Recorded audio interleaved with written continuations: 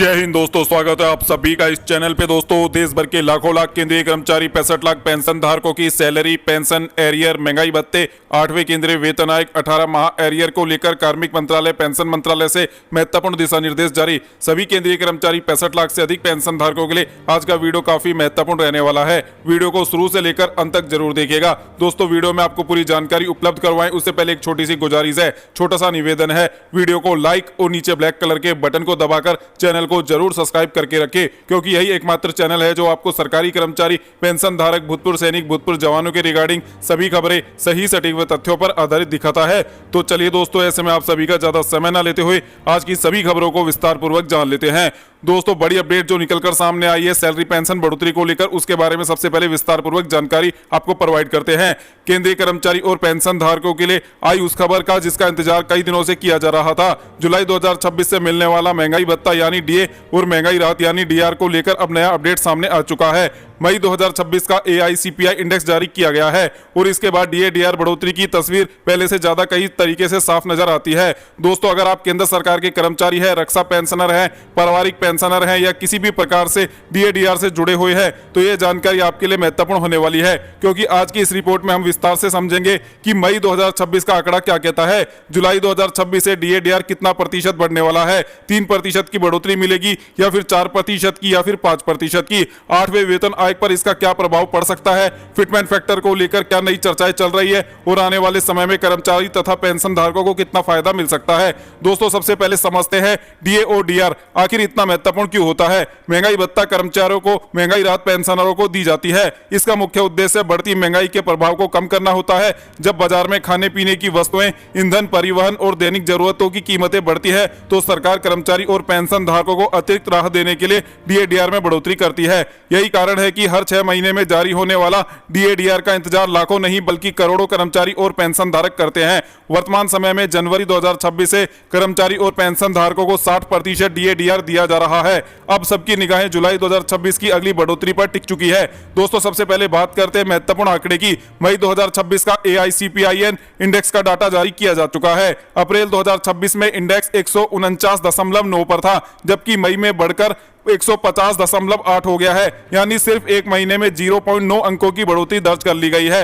यह बढ़ोतरी दिखाती है कि महंगाई अभी भी ऊपर की ओर बनी हुई है और इसी वजह से डीए डीआर की गणना में भी सकारात्मक असर देखने को मिलने वाला है। अगर जनवरी 2026 से मई 2026 तक के आंकड़े जो उपलब्ध किए गए हैं उनके अनुसार डीए डीआर का कैलकुलेशन किया जाए तो 63% यानी कि 63% आपका महंगाई भत्ता, महंगाई राहत पहुंचता हुआ दिखाई देने लगा है।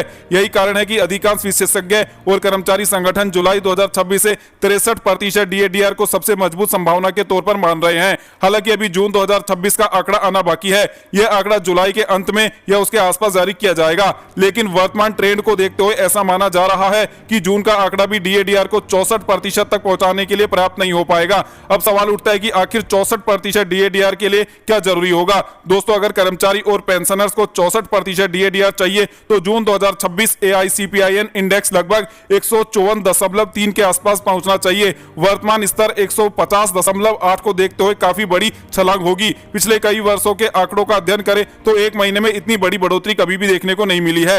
यही वजह है कि 64% डीए डीआर की संभावना बहुत कम मानी जा रही है, जबकि 63% डीए डीआर लगभग तय माना जा रहा है। इसका मतलब यह हुआ कि जुलाई 2026 से कर्मचारी और पेंशन धारकों को 3% अतिरिक्त लाभ मिलने की पूरी संभावना है, जिसके चलते मौजूदा महंगाई भत्ता 60% से बढ़कर 63% पहुंच जाएगा। दोस्तों, अब जरा समझिए इस बढ़ोतरी के आर्थिक प्रभाव को। मान लीजिए किसी कर्मचारी का मूल वेतन 50,000 रुपए है, वर्तमान में उसे 60% डीए के हिसाब से 30,000 रुपए डीए दिया जा रहा है।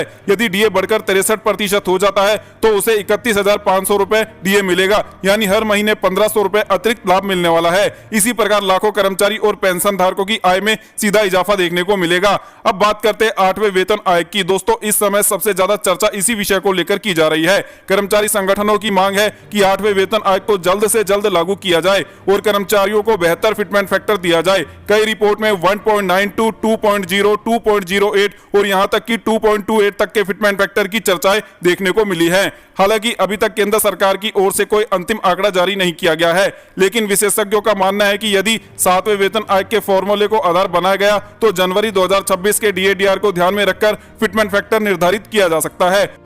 अब दोस्तों इसे उदाहरण के जरिए समझ लेते हैं। उदाहरण के तौर पर यदि मूल वेतन 100 माना जाए और उस पर 60% डीए जोड़ दिया जाए तो कुल राशि 160 हो जाती है। यदि सरकार इसमें 20% अतिरिक्त लाभ देती है तो कुल राशि 192 हो जाएगी, यानी फिटमेंट फैक्टर लगभग 1.92 बन सकता है। यदि सरकार इसमें अधिक राहत देती है तो फिटमेंट फैक्टर 2 या उससे ऊपर भी जा सकता है। दोस्तों यहाँ पर एक बात समझना बहुत जरूरी है, जुलाई 2026 से मिलने वाला 63% डीए/डीआर सीधे तौर पर फिटमेंट फैक्टर को प्रभावित करेगा या नहीं, यह पूरी तरीके से 8वें वेतन आयोग की सिफारिशों पर निर्भर करेगा, क्योंकि अंतिम निर्णय आयोग और केंद्र सरकार को ही लेना है। अब बात करते हैं भविष्य की। यदि 8वां वेतन आयोग लागू होने में समय लगता है तो कर्मचारी और पेंशन धारकों को डीए और डीआर की अगली किस्त में राहत मिलती रहेगी। जनवरी 2026 में डीए/डीआर 60% पर था, जुलाई 2026 में इसके 63% होने की संभावना है और इसके बाद जनवरी 2027 में ये 66% तक भी पहुंच सकता है। यदि महंगाई का स्तर इसी प्रकार बना रहेगा तो यानी कर्मचारी और पेंशन धारकों को लगातार राहत मिलती रहेगी। यही कारण है कि कर्मचारी संगठन भी चाहते हैं कि डीए/डीआर की बढ़ोतरी नियमित रूप से जारी रहे और साथ ही 8वें वेतन आयोग की प्रक्रिया में तेजी लाई जाए। दोस्तों एक और महत्वपूर्ण सवाल है कि सरकार अंतिम घोषणा कब करेगी। आमतौर पर जुलाई में लागू होने वाला डीए/डीआर कुछ ही महीनों बाद केंद्रीय मंत्रिमंडल की मंजूरी के बाद घोषित कर दिया जाता है, इसलिए संभावना है कि आधिकारिक घोषणा त्योहारों के सीजन में या उसके बाद देखने को मिलेगी। हालांकि लाभ 1 जुलाई 2026 से ही प्रभावी माना जाएगा और कर्मचारी तथा पेंशनर को एरियर का लाभ भी मिल जाएगा। तो कुल मिलाकर यदि हम मई 2026 के उपभोक्ता मूल्य सूचकांक के आंकड़ों, मौजूदा ट्रेंड और विशेषज्ञों के अनुमान को देखें तो जुलाई 2026 से 63% डीए/डीआर सबसे मजबूत संभावना बनकर सामने आई है। 64% डीए/डीआर की संभावना फिलहाल बहुत कम दिखाई देती है, क्योंकि इसके लिए जून के आंकड़ों में असाधारण बढ़ोतरी देखने की जरूरत पड़ेगी, जो कि संभव दिखाई नहीं देता है। अब चलिए दोस्तों अगली बड़ी इंफॉर्मेशन की चर्चा कर लेते हैं। दोस्तों केंद्र सरकार के कर्मचारी पेंशन धारकों के लिए कर्मचारी संगठन, पेंशन धारक संगठनों ने कई अहम बदलावों की मांग की है,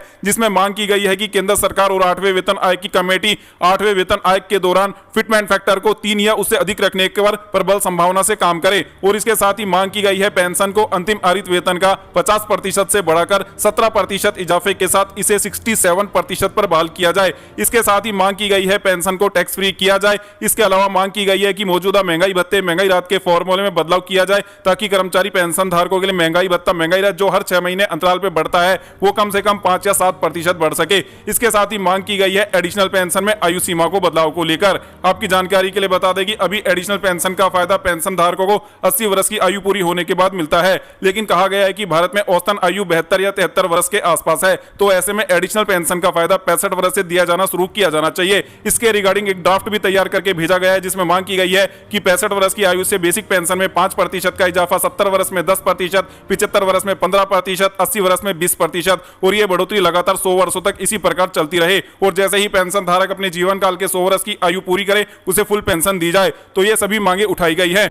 और दोस्तों इसके साथ ही महत्वपूर्ण मांग उठाई गई है लंबित बकाया 18 माह एरियर को, जो कोरोना काल में कर्मचारी पेंशन धारकों को नहीं दिया गया था, जो अभी भी बकाया बना हुआ है। कहा गया है कि 8वें वेतन आयोग में प्रवेश करने से पहले 7वें वेतन आयोग के सभी लंबित मुद्दों को क्लियर करके ही 8वें वेतन आयोग में सरकार को प्रवेश करना चाहिए, ताकि कर्मचारी पेंशन धारकों में किसी भी प्रकार की नाराजगी न रहे। जय हिंद, जय भारत, वंदे मातरम।